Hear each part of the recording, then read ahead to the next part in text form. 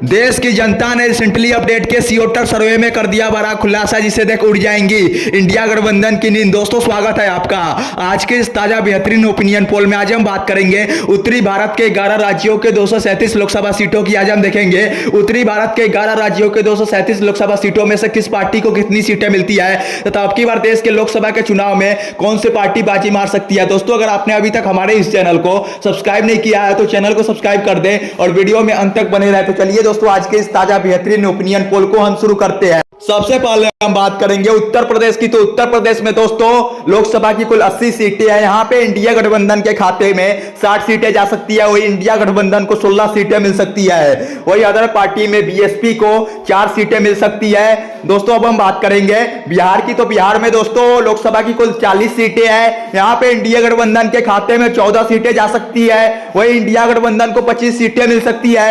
वही अदर में एमआईएम असदुद्दीन ओवैसी जी की पार्टी को 1 सीटें मिलती हुई दिख रही है। दोस्तों अब हम बात करेंगे मध्य प्रदेश की। तो मध्य प्रदेश में दोस्तों लोकसभा की कुल 29 सीटें हैं। यहां पे इंडिया गठबंधन के खाते में 21 सीटें जा सकती है। वही इंडिया गठबंधन को 8 सीटें मिल सकती है। वही उधर पार्टियों का पूरी तरह से सुपड़ा साफ हो सकता है। दोस्तों भले ही पिछले बार के लोकसभा के चुनाव में इंडिया गठबंधन को 27 सीटें मिली हो, लेकिन इस बार बहुत बड़ा झटका लगने जा रहा है मध्य प्रदेश में इंडिया गठबंधन को। इंडिया गठबंधन को 29 में से मात्र 21 सीटें मिल सकती है। वही इंडिया गठबंधन को 8 सीटें मिलती हुई दिख रही है। वही उधर पार्टियों का पूरी तरह से सुपड़ा साफ हो सकता है मध्य प्रदेश में। दोस्तों अब हम बात करेंगे राजस्थान की। तो राजस्थान में दोस्तों लोकसभा की कुल 25 सीटें हैं। यहां पे इंडिया गठबंधन के खाते में 20 सीटें जा सकती है। वही इंडिया गठबंधन को 3 सीटें मिल सकती है। वही अदर पार्टियों के खाते में 2 सीटें जा सकती है। दोस्तों अब हम बात करेंगे जम्मू कश्मीर की। तो जम्मू कश्मीर में दोस्तों विधानसभा की कुल 6 सीटें हैं। यहां पे इंडिया गठबंधन के खाते में 4 सीटें जा सकती है। वही इंडिया गठबंधन को 1 सीटें मिल सकती है। वही अदर पार्टियों के खाते में 1 सीटें जा सकती है। दोस्तों हमारी गणना उत्तर प्रदेश के 237 में से 180 लोकसभा सीटों की पूरी हो गई है, जिसमें इंडिया गठबंधन के खाते में 119 सीटें जाती हुई दिख रही है। वही इंडिया गठबंधन को 53 सीटें मिलती हुई दिख रही है। वही अदर पार्टियों के खाते में 8 सीटें जा सकती है। दोस्तों अब हम बात करेंगे हरियाणा की। तो हरियाणा में दोस्तों लोकसभा की कुल 10 सीटें हैं। यहां पे इंडिया गठबंधन के खाते में 8 सीटें जा सकती है।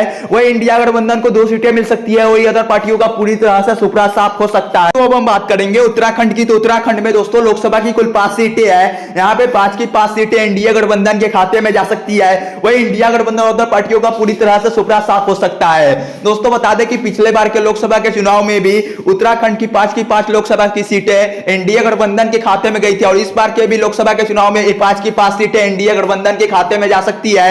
वही दोस्तों पिछली बार की तरह इंडिया गठबंधन और अदर पार्टियों का यहां पे सुपड़ा साफ हो सकता है। दोस्तों अब हम बात करेंगे हिमाचल प्रदेश की। तो हिमाचल प्रदेश में दोस्तों लोकसभा की 4 सीटें हैं। दोस्तों हिमाचल प्रदेश में लड़ाई एनडीए गठबंधन और इंडिया गठबंधन के बीच कांटे की टक्कर की देखने को मिल सकती है। दोस्तों भले ही हिमाचल प्रदेश के विधानसभा के चुनाव में कांग्रेस ने अपनी सरकार बनाई हो, लेकिन दोस्तों लोकसभा के चुनाव में नतीजे बदल सकते हैं, क्योंकि लोकसभा के चुनाव में दोस्तों हिमाचल प्रदेश में इंडिया गठबंधन और इंडिया गठबंधन के बीच लड़ाई कांटे की टक्कर की देखने को मिल सकती है। दोस्तों हिमाचल प्रदेश के 4 लोकसभा सीटों में से इंडिया गठबंधन को 2 सीटें मिल सकती है। वही इंडिया गठबंधन को 2 सीटें मिलती हुई दिख रही है। वही अदर पार्टियों का पूरी तरह से सुपड़ा साफ हो सकता है।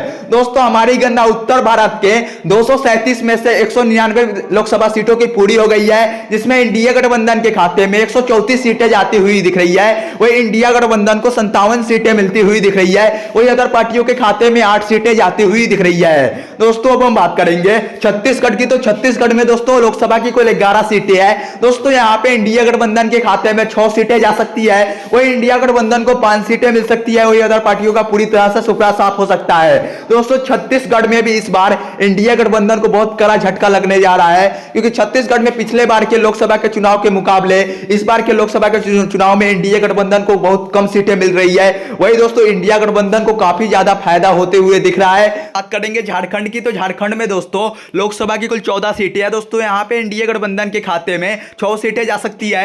वही इंडिया गठबंधन को 8 सीटें मिल सकती है। दोस्तों बता दें कि झारखंड में लोकसभा की कुल 14 सीटें हैं। दोस्तों इस बार झारखंड में लोकसभा के चुनाव में लड़ाई एनडीए गठबंधन और इंडिया गठबंधन के बीच कांटे की टक्कर की देखने को मिल सकती है, क्योंकि दोस्तों झारखंड में आपको तीसरी पार्टियां नहीं नहीं है, इसलिए एनडीए को कुछ ज्यादा फायदा होने वाला नहीं है इस बार के लोकसभा के चुनाव में। इस बार के लोकसभा के चुनाव में एनडीए गठबंधन को मात्र 6 सीटें मिल सकती है, वही इंडिया गठबंधन को 8 सीटें मिलती हुई दिख रही है। क्योंकि दोस्तों बता दें कि जितनी भी अदर पार्टियां हुआ करती थी पहले, वो सब इंडिया गठबंधन में शामिल हो गई है, और जो अभी बची है उसका कोई विशेष जनाधार नहीं है झारखंड में। भले ही विधानसभा के चुनाव में 1-2 सीटों पर सेंधमारी कर ले, लेकिन दोस्तों लोकसभा के चुनाव में उनको एक भी सीटें मिलने नहीं जा रही है। वही दोस्तों इंडिया गठबंधन को इस बार के लोकसभा के चुनाव में काफी ज्यादा फायदा हो सकता है। इस बार के लोकसभा के चुनाव में 14 में से 8 सीटें मिल सकती है, वही इंडिया गठबंधन को कड़ा झटका लगते हुए दिख रहा है। दोस्तों अब हम बात करेंगे पंजाब की, तो पंजाब में दोस्तों लोकसभा की कुल 13 सीटें हैं। यहां पे इंडिया गठबंधन के खाते में 4 सीटें जा सकती है, वही इंडिया गठबंधन को 8 सीटें मिल सकती है, वही अदर पार्टियों के खाते में 1 सीटें जा सकती है।